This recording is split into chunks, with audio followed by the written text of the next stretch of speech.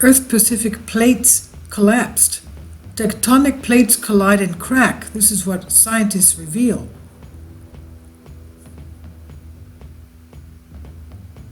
Australian National University, phys.org.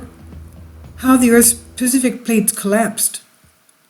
Scientists drilling into the ocean floor have for the first time found out what happens when one tectonic plate first gets pushed under another. The international expedition drilled into the Pacific Ocean floor and found distinctive rocks formed when the Pacific tectonic plate changed direction and began to plunge under the Philippine Sea, the plate about 50 million years ago. Quote, "It's a bit like rugby scrub, the two rows of forward pushing onto each other, and one side goes down and the other side goes over the top." This is what study lead author Professor Richard Arculus from the Australian National University ANU said. He said, "But we never knew what started the scrum to collapse."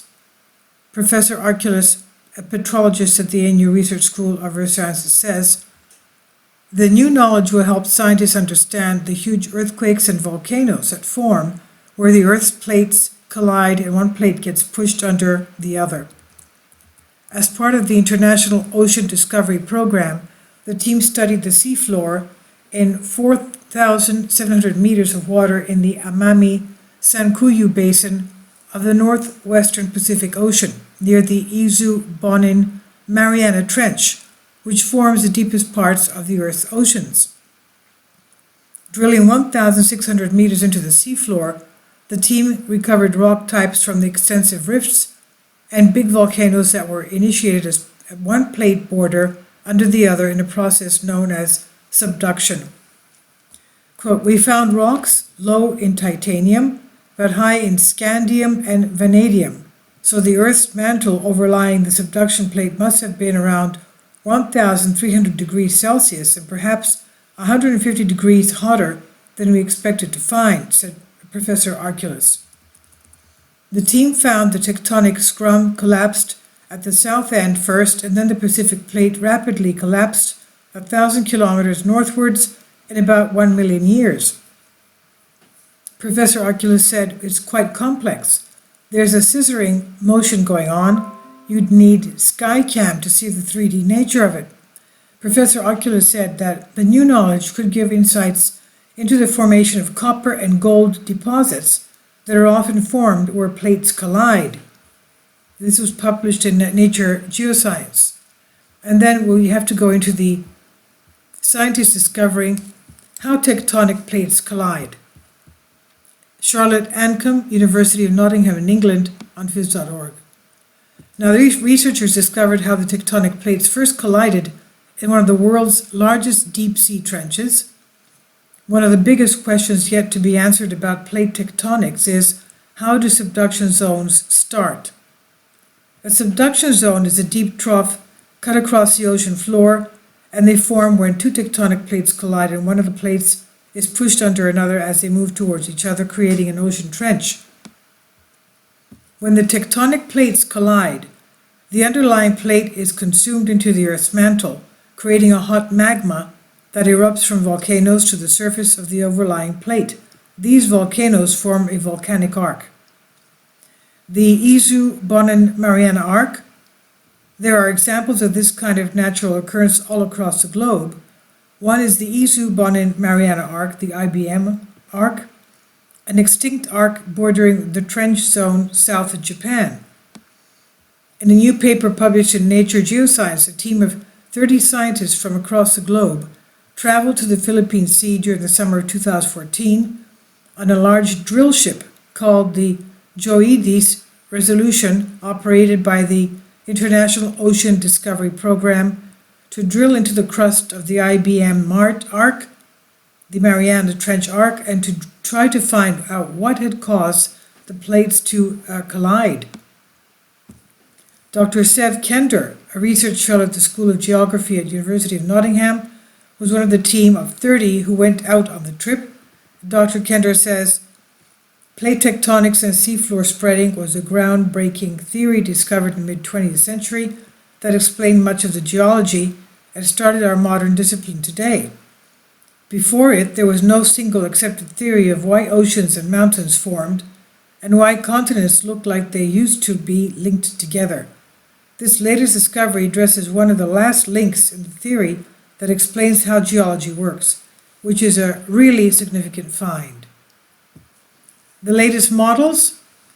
There are two leading models that exist to explain how subduction zones may start: spontaneous, where one side sinks because it's more dense, and induced, where the plates are forced together by pressure from other distant locations. These ideas are not easy to test because the process cannot be observed happening today. Subduction zones are created over many millions of years, and the initiation period happens millions of years ago in most cases. One way to understand the process is when scientists drill a long borehole into the ocean crust on the overlying plate to test the makeup of the age of the crust and see how it behaved before the subduction started. The problem with this method, though, is that in the millions of years since the initiation, a large amount of sediment has piled up on top of the crust and obscuring it. Significant discovery has been made. Dr. Kendra said, during our expedition to the IBM Arc, we successfully collected 1.5 kilometers of borehole through the overlying sediments and into the crust itself, dating the rocks with microscopic fossils and magnetic field reversals that took place throughout Earth's history. Quote, "We found the crust to be much younger than expected, a stunning discovery indicating that we needed to readjust our ideas of how the subduction zone formed. The crust has chemical characteristics indicating it was formed at the time the subduction zone started, rather than much earlier. The crust may have formed in an extensional setting through seafloor spreading, in some way similar to that formed at mid-ocean ridges today, although in this case near the newly formed subduction zone. Mid-ocean ridges, which are found in all ocean basins, are where fresh new oceanic crust is formed and are the opposite of subduction zones. There are numerous transform faults near ridges today, enormous fractures through the crust that form due to the spreading plates' interaction with the curvature of the Earth. One idea is that the subduction zone formed along a previous line of weakness in one of these fracture zones, although it's not proven. Our new records show that the initiation was probably spontaneous rather than induced, as the crust was formed in an extensional setting and did not become uplifted before formation. This finally really takes us one step closer to discovering how plate tectonics really works. Co-author Kara Bogus of Texas and A&M University's International Ocean Discovery Program, IODP, who served as the expedition project manager, says, "This discovery is significant because one of the biggest questions remaining in plate tectonics is how subduction zones initiate. It's half the story in plate tectonics. We understand well the other half, how the plates move apart from each other and create new crust. But we are just beginning to understand this half. Overall, our results mean that we need to modify our subduction inception models." This is from University of Nottingham, a record of spontaneous subduction initiating in the Uzu, Bonin, Mariana Arc. Published in Nature Geoscience, it's at phys.org.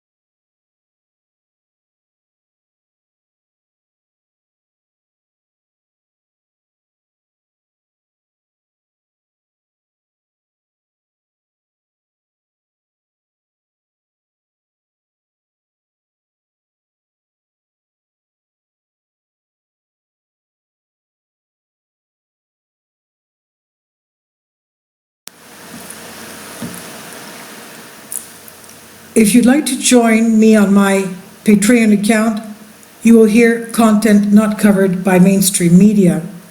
These riveting stories will be based on my research, and I will state my opinions and give my personal insight on diverse and controversial subjects and world events not covered by mainstream media, and not supported by YouTube guidelines.